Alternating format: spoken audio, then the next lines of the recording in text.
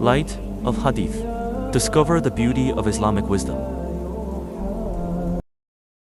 In the heart of ancient Mesopotamia, within the towering walls of Babylon, a land ruled by starlight, sorcery, and a king who claimed the heavens as his own, a revolution of the mind was born. While an entire civilization bowed to silent statues of wood and stone, one young man looked at the setting sun and the fading moon and dared to ask, "Who is the Lord of all?"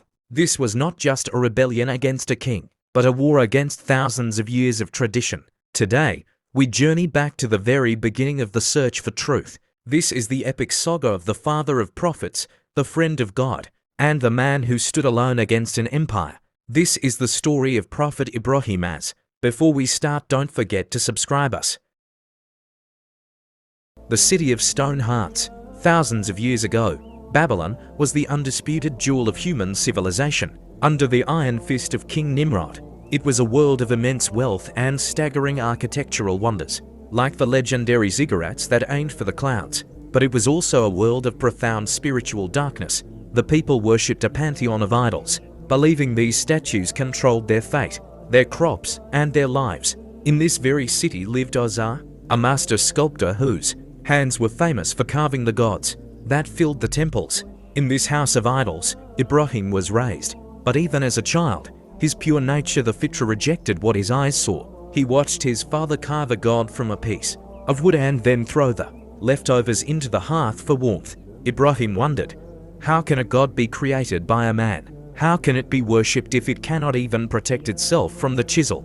The search for the eternal. Ibrahim did not find his answers in the crowded temples, but in the silence of the desert night. He looked at a radiant star and thought, "This is my Lord."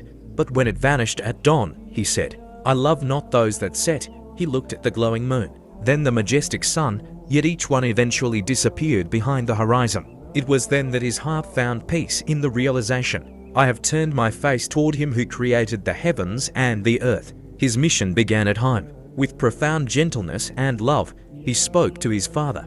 "Azar, oh my father," he pleaded, "why do you worship that which does not hear and does not see and will not benefit you at all?" But Azar, blinded by tradition and fear of the king, responded with anger, threatening to stone his own son if he did not cease his preaching. Ibrahim, the man of peace, replied only with a promise to pray for his father's forgiveness, and departed into the city. The day the temples shook, the tension reached its breaking point during the city's great annual festival. While the entire population, including the king and the priests, headed to the outskirts of the city to celebrate, Ibrahim remained behind. He entered the great temple, where hundreds of idols were adorned with food and jewelry. With a heavy axe in his hand and a heart full of conviction, he began to shatter the gods of Babylon one by one.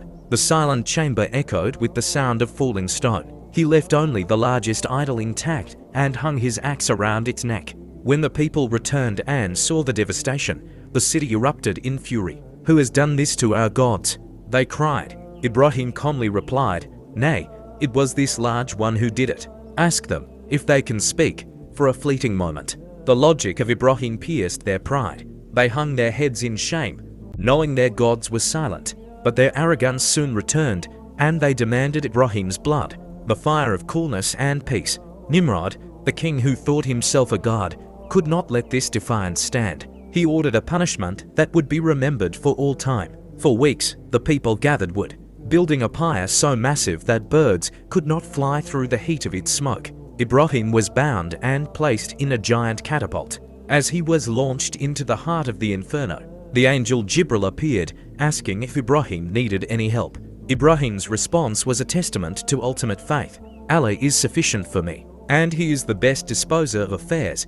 At that exact moment, the laws of physics were suspended by the one who created them. Allah commanded the flames, "O fire, be coolness and peace for Ibrahim."